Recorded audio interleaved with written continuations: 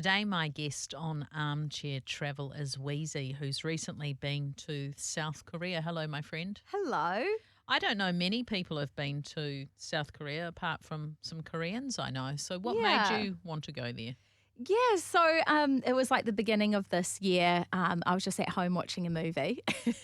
As you do. And there was like a montage part of the movie at the beginning where the family went to South Korea because, their mum was from South Korea, so they went there for a little holiday. And then there was this, it was just a montage and it looked really, really fun and cool. And it sort of just, I don't know, gave me an idea like, I want to go there. And I thought, who would want to go there too? Because obviously traveling is always fun with someone else. Indeed. So I sort of assumed that my husband and I would go. And then I thought, my mother-in-law and my sister-in-law would probably love to go too because they love Korean dramas. They love the Korean music, the K-pop music. Yes. And Korean food. And so I thought, that's perfect. And they've never been. I mean, I've never been either. But I thought, this would be such a great place for us to go travel together. So anyway, we were like looking into it. I was doing a lot of research. And then we sort of, my husband was like, I don't know if we can afford it this year. So I was really blessed that my mother-in-law actually definitely wanted to go. And she said to me that she wouldn't want to go without me. So if she paid for my flights, would I go with her? Would I go let me with think them? about that. I know. So yeah, really blessed in that way. And so so I did all the planning. I was kind of like our own travel agent, if you will. I did all the research and all that. And then we like booked everything and off we went. It was the 30th of September is when we flew out. Yeah, so you went for something like 2.5 weeks. Yeah, 2 weeks. Yeah, 2 weeks. Did it meet your expectations? Yeah, it was incredible. I feel like we had so much planned to do. We were very it wasn't like we were strict to the schedule that I made. It was like, what should we do today? And then these are the things in this area that we want to go to, that kind of thing. I feel like we're able to fit a lot in. Yeah. So I looked at your photos and you did a lot.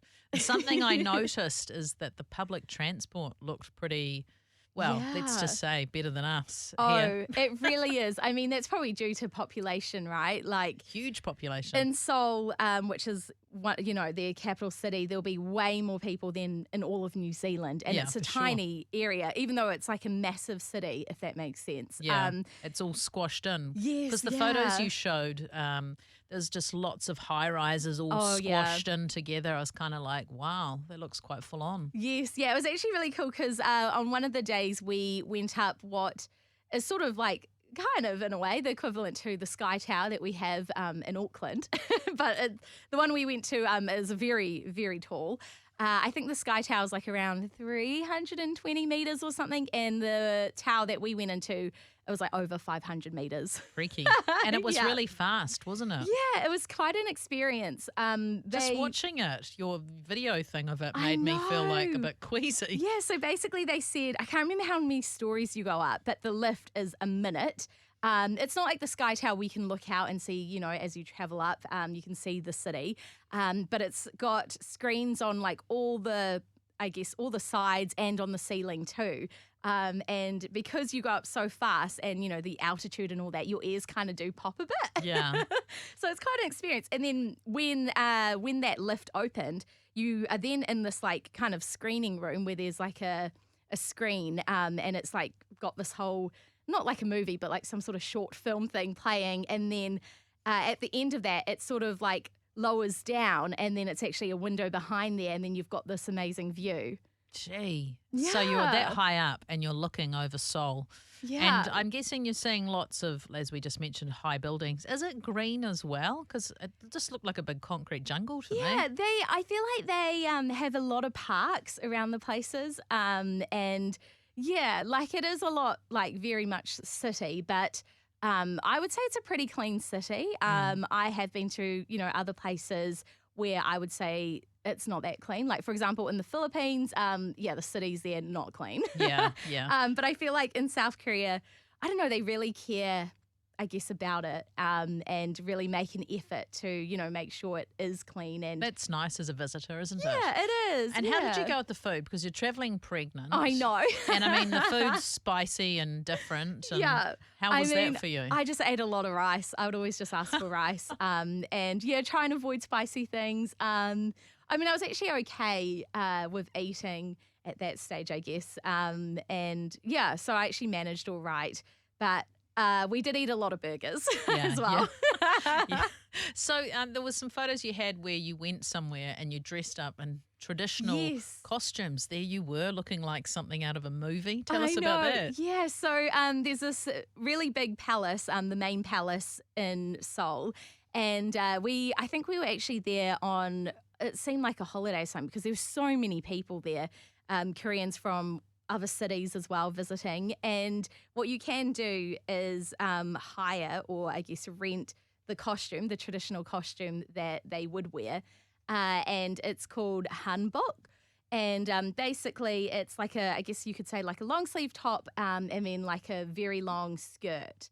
Yeah, and so I think it must have been about $50 or $60 New Zealand dollars to go and dress up, and they do your hair as well, and then you've got that for 2 hours. Okay, and you can walk around the palace wearing your dress up, if you will, pretending that this is your palace. And yeah, it was very fun. So many tourists were dressed up as well. So. It's pretty hilarious, isn't it?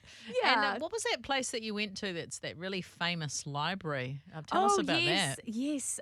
So it's part of a mall, Coex Starfield Mall. So yeah, I think it's called like Starfield Library. I think it got very popular on Instagram. Yes, it did. And a lot of tourists would go there. I don't know, maybe they didn't realize it was like, it's a library, like an actual library that people just go to. So some people would go and be a bit disappointed that there wasn't something happening. Yeah, there wasn't something there, but it's not really a tourist attraction in a way that, they've got stuff going on. But in terms of the way it looks for people who haven't seen it, right, there's these books and bookshelves and they're just really high up, like it's just walls of books. I mean, it's quite sort of overwhelming, and I'm wondering how somebody actually gets a book down. I know. Yeah, I feel like there will be quite a few that are just for display purposes. Yeah. I didn't really see impressive. ladders. Yeah, and maybe they were just all book covers. Yeah. And maybe, because I feel like that's quite a technical sort of country. They're probably just reading it all on their what do you do when you read it online? Yeah, like a tablet or something. Tablet, yeah. Thank you. I don't do that. I read the old-fashioned way. After Seoul, you went to a couple of other places. Yeah, so we were in Seoul for about 6 or so days. Then we caught the bullet train to a city called Busan, which is like a port city. Again, it's massive. Like, it's a really big city. And I mean, I guess I wasn't really expecting it. But, it's just huge. And, yeah, we did a few things there. I think one of the favourite things that we did was go on like a sort of, I mean, they didn't call it a gondola, but that's what it is, right? Yeah. You go on this gondola, it takes you over the water and it goes up to this like park. But what was cool is that you could choose if you wanted your cabin, I guess, to have like the clear glass floor, or if you wanted it to just be like a plain, you can't covered. See through it. Yeah, so we went for the clear glass floor. And we weren't sure. Well, I mean, I'm a bit afraid of heights, but it was actually fine, and it was really cool to watch. And you're just like looking down at the ocean below you. Yeah. See any unusual looking Korean fish, or not so much? Yeah, we did go to an aquarium actually, and we did see some very interesting fish. I think one of the ones that I thought that's a very weird looking thing. It was a pig-nosed turtle. A pig-nosed turtle. I haven't heard of one of those. Well, it basically looks like a turtle, a little sea turtle with a pig nose. Oh, that's so cute. Did you want to take it home? Yeah, I mean, I was a bit sad because he was there by himself and he didn't have a friend. Listen to you. I know, but, he was there with some other fish in the same tank, but no other pig-nosed turtles there. Yeah, and just what was your last place that you went to? Because I know you had a third stop. Yes, yeah. So from Busan, we then flew to a place called Jeju Island.